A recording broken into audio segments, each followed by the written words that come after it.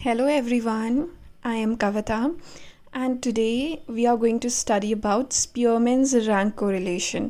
इसका एक न्यूमेरिकल करेंगे. ये हम पहले भी कर चुके हैं बट जो पहले किया था that was for untied ranks. आज जो करने वाले हैं it is for tied ranks, means जब डाटा रिपीट होता है. क्वेश्चन पे आते हैं. Calculate the Spearman's rank correlation of the data given. ये हमें कुछ डाटा गिवन है, डाटा 1 एंड डाटा 2. इसका हमें स्पीयरमैन्स रैंक कोरिलेशन निकालना है. सोल्यूशन बिल्कुल सेम रहेगा जैसे पहले क्वेश्चन के लिए किया था, सेम वही है बट थोड़ा सा एक डिफरेंस आ जाता है और वो देखेंगे क्या है. फाइन. पहले तो सीरियल नंबर देख लेते हैं कितने डाटा गिवन है, कितने केसेस गिवन है. 1 2 3 4 5 6 7 8 9 10. तो 10 केसेस गिवन है. डाटा 1 जिसे हमने x ले लिया, ऊपर से एज इट इज़ डाटा 1 को कॉलम में कॉपी कर लिया. फिर डाटा 2 उसे हमने y ले लिया है, उसे भी एज इट इज़ जो गिवन है उसे हमने कॉलम में कॉपी कर लिया है. फाइन. अब हमें निकालना है रैंक कोरिलेशन. तो सबसे पहले रैंक निकालेंगे RX, मतलब X की डाटा का रैंक निकालेंगे. जैसे पहले वीडियो में मेंशन किया था कि हम यहाँ पे रैंक्स देते हैं, जैसे स्कूल में रैंक्स देते हैं कम से ज़्यादा मार्क्स के लिए, मतलब जिसका सबसे ज़्यादा परसेंटेज होता है उसको फर्स्ट रैंक देते हैं, उसके बाद वाले को सेकंड. वैसे ही यहाँ भी करते हैं बट यहाँ पे एक डिफरेंस है, या तो आप इंक्रीजिंग ऑर्डर में जा सकते हैं या डिक्रीजिंग. आप छोटे से बड़े भी जा सकते हैं, बड़े से छोटा भी जा सकते हैं. It's all up to you people. अब देखें तो सबसे छोटा क्या है? 31, 56, 54, 39, 33. Okay, this is the data and मैंने जो लिया है वो मैंने बड़े से छोटे की तरफ लिया है. 56 को फर्स्ट रैंक दिया है, उसके बाद 54 सेकंड रैंक दे दिया है, उसके बाद 45 third rank, 44 fourth rank and then fifth rank 39 को दिया है, 6 36, 7 34 एंड 8th रैंक किसको दूँ, क्योंकि 33 है और 33 डाटा रिपीट हो गया है, सेम नंबर 2 बार आ गया है. तो इसे 8 दूँ या इसे 8 दे दूँगी, इसे 9, वो भी फेयर नहीं है. इसे 8 दे दूँ, इसे 9, वो भी फेयर नहीं है. तो हम यहाँ पे मीन निकाल लेते हैं. मीन निकालते हैं इन दोनों नंबर्स का. मैं यहाँ पे साइड में आपको, sorry it is not working, मैं साइड में आपको करके दिखाती हूँ वो कैसे निकालते हैं. हाँ, तो हमारे पास था 33 और 33, ये दो डाटा हमारा रिपीट हो रहा है. फाइन. ये दो डाटा को हमने 8th रैंक देना था. We have to give this 8th rank. तो अब क्या करें, कैसे इसको रैंक दें? तो हम क्या करते हैं, 8th रैंक दोनों के 8 का मीन निकाल लेते हैं. ओके, दो डाटा का मीन निकाला क्योंकि 8th पोजीशन देनी थी. 2 8 16 2, तो ये आपका आता है 8.5. Okay, it is your rough work.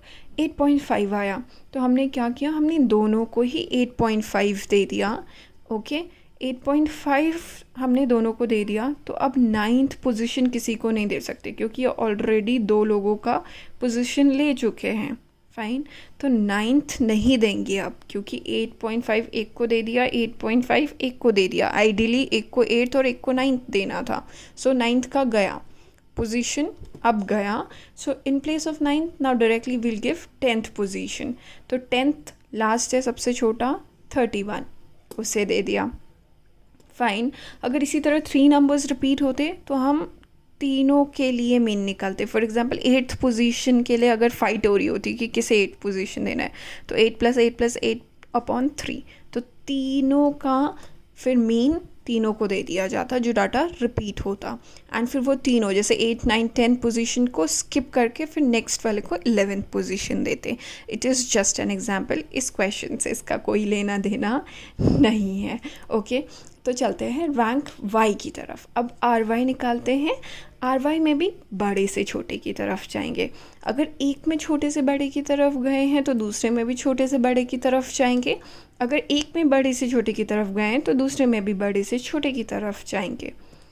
यहाँ पे सबसे बड़ा क्या है, 22 first rank, 20 second rank, 19 third rank और 16 fourth rank. In the same way we'll give rank to the y1 also, okay, y को भी हमने रैंक दे दिया.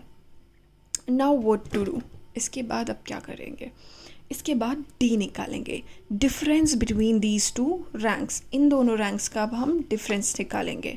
Are x minus R y, 3 minus 8 minus 5, 4 minus 5 minus 1, 7 minus 1 6, 6 minus 7 minus 1.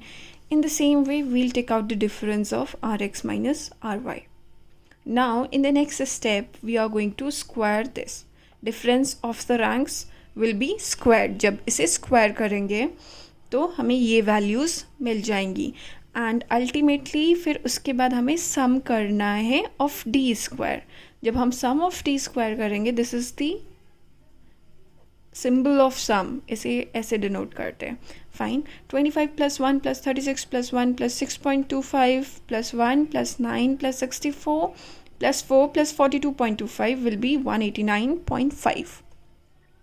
अब tied ranks का formula, this is the first method. Okay, there are 2 methods. मैं आपको first method सिखा रही हूँ, फिर दूसरा भी सिखाऊंगी नेक्स्ट वीडियो में.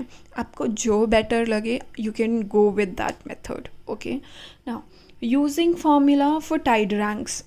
फार्मूला होता है टाइड रैंक्स के लिए आर एस इक्वल टू, अगर अनटाइड की बात करें तो 1 minus 6 sigma D square upon N cube minus N होता है. टाइड के लिए भी जस्ट सेम होता है, बट यहाँ पे एक चीज़ ऐड कर देते हैं, that is T1 cube minus T1 upon 12. ये टी क्या है मैं आपको नेक्स्ट स्टेप में समझाती हूँ.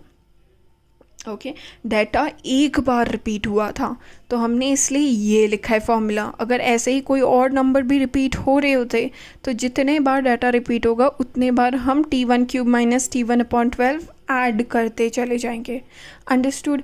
यहाँ एक बार ही रिपीट हुआ था 8.5 एंड 8.5, तो हमने एक ही बार ये फॉर्मूले में ऐड किया है.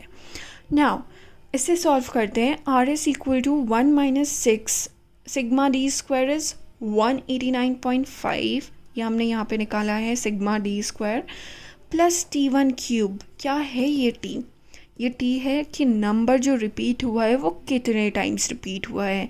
तो एक नंबर रिपीट हुआ था 2 टाइम्स, तो हमने लिखा है 2 क्यूब माइनस 2 अपॉन 12. फाइन. कितने बार वो नंबर रिपीट हुआ है, अगर एक और नंबर कोई रिपीट हुआ होता तो plus T1 cube minus T1 होता, और वो नंबर अगर 3 टाइम्स रिपीट हुआ होता तो हम लिखते 3 क्यूब माइनस 3. फाइन. बट यहाँ सिर्फ एक बार रिपीट हुआ है, एक ही नंबर रिपीट हुआ है, और वो एक ही नंबर 2 बार रिपीट हुआ है, तो हमने T को 2 ले लिया है. Now next 10 cube and 10, number of cases कितने दिए हुए हैं 10. सो 10 माइनस 10, 10 का क्यूब माइनस 10 कर लिया, and when we calculated it तो हमें आर एस मिल गया minus 0.15. Minus means negative correlation. Okay, from the given 2 set of data. अब हमें ये 2 सेट ऑफ डाटा से पता चला, ऑब्जर्व किया कि हमारी नेगेटिव कोरिलेशन आई है. इन दोनों के डाटा के बीच में कैसा रिलेशन है? नेगेटिव रिलेशन है. Therefore both the data are negatively related with each other.